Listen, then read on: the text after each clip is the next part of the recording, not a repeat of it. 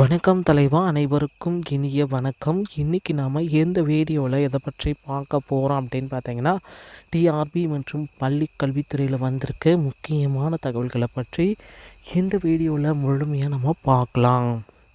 நம்ம சேனலுக்கு நீங்கள் புதியவராக இருந்தீங்கன்னா ஒரே ஒரு சப்ஸ்கிரைப் அண்ட் பெல் மட்டும் கிளிக் பண்ணி வச்சுக்கோங்க. நம்ம சேனலில் வர அப்டேட்ஸ் எல்லாமே மிஸ் பண்ணாமல் இருக்க இது முக்கியம் அவசியம்.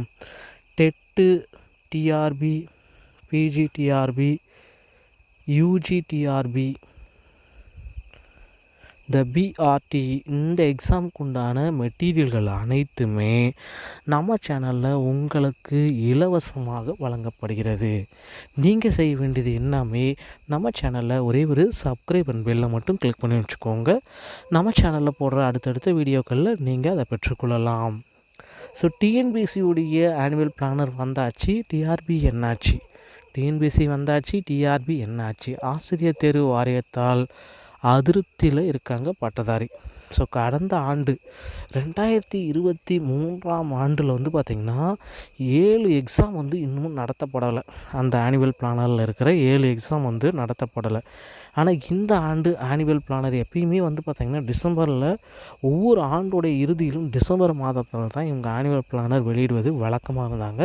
ஆனால் டிசம்பர் மாதமும் தாண்டி நம்ம ஜனவரி 2ஆம் தேதி வந்துட்டோம். ஆனால் இன்னமும் ஆனுவல் பிளானரில் நம்ம கண்ணுக்கு கூட காட்டாமல் இருக்காங்க டிஆர்பி, ஆசிரியர் தேர்வு வாரியம். ஆசிரியர் தேர்வு வாரியம் என்ன முடிவு எடுக்கிறாங்க அப்படின்றது யாருக்குமே இன்னமும் சீக்கிரட்டாக வச்சுருக்காங்க. பள்ளி கல்வித்துறையில் ஒரு புதிய மாற்றங்கள் இந்த 2024ஆம் ஆண்டில் வரும் அப்படின்னு சொல்லியிருக்காங்க. அரசு பணி என்பது, ஆசிரியர் பணி என்பது தமிழ்நாடு அளவில் இருக்கிறது. இந்த பணிகளை சேர கடும் போட்டி இருக்கிறது. ஒவ்வொரு ஆண்டும் அரசு பணிகளுக்கான வருடாந்திர தேர்வு அட்டணை வெளியிடப்படும். 2024 ஆண்டிற்கான வருடாந்திர பட்டியல் வெளியிடப்பட்டு இருக்கிறது இது. ஆனால் டிஆர்பி எனப்படும் ஆசிரியர் தேர்வு வாரியம் 2024க்கான வருடாந்திர அட்டவணையை இன்னமும் வெளியிடலை. ஸோ டிஆர்பி எனப்படும் ஆசிரியர் தேர்வு வாரியம் தமிழகத்தில் பள்ளி ஆசிரியர்கள், பாலிடெக்னிக், இந்த மாதிரி எல்லாத்தையுமே ஆசிரியர்கள் எடுத்துகிட்ருக்காங்க.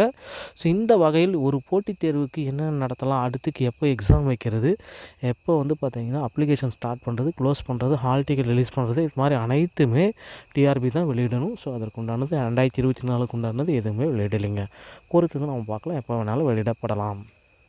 ஸோ இடைநிலை ஆசிரியர்களுடைய 2013 பேட்சுடைய பணி நியமனம் என்னாச்சு? இந்த பர்சன்ஸ் எல்லாமே பார்த்திங்கன்னா அமைச்சரை நேரில் சந்திக்கலாம் அப்படின்ட்டு நாளை வெயிட் பண்ணிகிட்ருக்காங்க.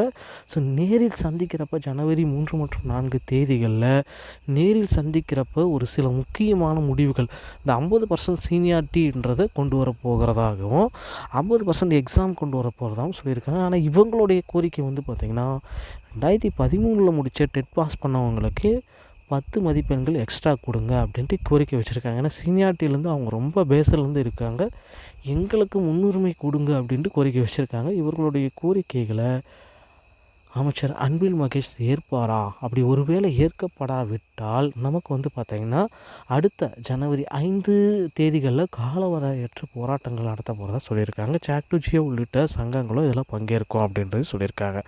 பொறுத்து நம்ம பார்க்கலாம். டிஆர்பி மற்றும் பள்ளி கல்வித்துறை சொந்தமான செய்திகள் அனைத்தையும் உடனுக்குடன் பெற நம்ம சேனலோடு இணைந்திருங்கள். நன்றி, வணக்கம்.